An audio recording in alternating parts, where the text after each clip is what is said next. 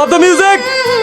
আপনারা কেউ ভয় পাবেন না, আমরা সবাই পুলিশ সদস্য। নিরাপত্তাজনিত কারণে আপনাদের সবাইকে অনুষ্ঠানটি ত্যাগ করার জন্য বিনীতভাবে অনুরোধ করছি। আপনারা সবাই আমার হাতের ডান দিক দিয়ে বের হয়ে যান। Thank you so much.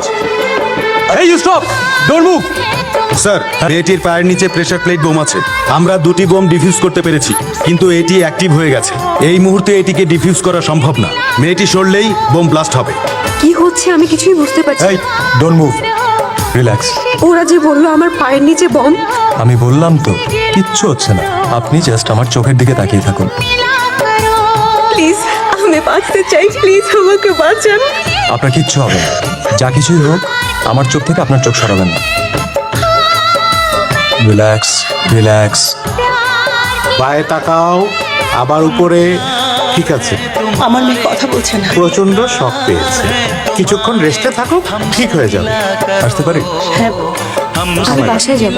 এখন কটা বাজে জানিস? অনেক রাত। আপনারা চাইলে আমাদের গাড়িতে আপনাদের বাসায় পৌঁছে দিতে পারে।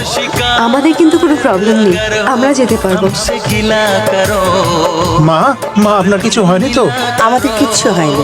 বাসায় তালা দেখে বাইরে অপেক্ষা করছিলাম। রিয়া, তুমি ঠিক আছো? জি মতিন ভাই, আমি আসছি। আন্টি তাহলে আজকে আমরা আসি। হ্যাঁ, এসে পরিচয় করিয়ে দিই। ও হচ্ছে মতিন, রিয়ার বাবার বন্ধুর ছেলে। ঢাকায় এলেই আমার বাড়িতে ওঠে, আমার কাছে গান শেখে। আর এ হচ্ছে এসি সার। ও যদি আজ না থাকতো না, রিয়াকে নিয়ে আমার বাড়ি ফেরা হতো না। ও জীবন বাজি রেখে রিয়ার জীবন বাঁচিয়েছে। সারাদিন ধরে চোর ডাকাত ধরা পুলিশ ছেলে আমার এই রাত 12টায় চোরের মতন প্রবেশ করছে। অপূর্ব, চমৎকার। আই হারামজাদা, হারামজাদা বলবো না। তোকে জন্ম দিয়ে কি আমি খুব বেশি অন্যায় করে ফেলেছি? তুই আমাকে পদে পদে কষ্ট দিচ্ছিস। আজ আমি আবার কি করলাম?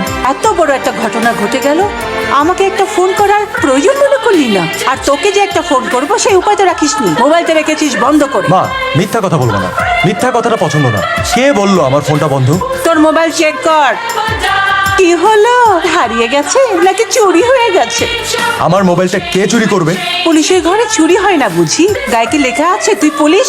এই কফি শপটা আমার খুব পছন্দের। Thank you. এখানকার কফিটাও খুব ভালো। ভাস্কো গ্রুপের নেটওয়ার্কটা আমাদের দেশের বন্দরে বন্দরে ছড়িয়ে পড়েছে, আর এর সাথে যুক্ত আছে আমাদের গ্রামের প্রভাবশালী কিছু ব্যক্তি। এরা নিরক্ষর মানুষগুলোকে বুঝিয়ে মিথ্যা স্বপ্নের আশা দেখিয়ে মানব পাচারকারী চক্রের হাতে তুলে দেয়। মিলনের কাছ থেকে পাওয়া ইনফরমেশন অনুযায়ী আমরা তো গ্রামের বিভিন্ন এজেন্টদের সাথে কথা বললাম, কিন্তু কেউ তো কিছু রিভিলই করতে চাচ্ছে না। আমাদেরকে ওদের আস্থা অর্জন করতে হবে। আর মনে রাখবে, এই মানব পাচারকারী চক্রের মেইন ট্রানজিট পয়েন্ট হচ্ছে ঢাকা।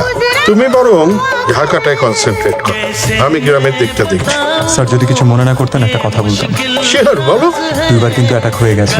তোমার আমার জীবনের চাইতে আমার দেশের মানুষের সুরক্ষাটা অনেক বেশি ইম্পর্টেন্ট। একটা কথা মনে রেখো, ভিতরে মরে বারবার, আর সাহসীরা মরে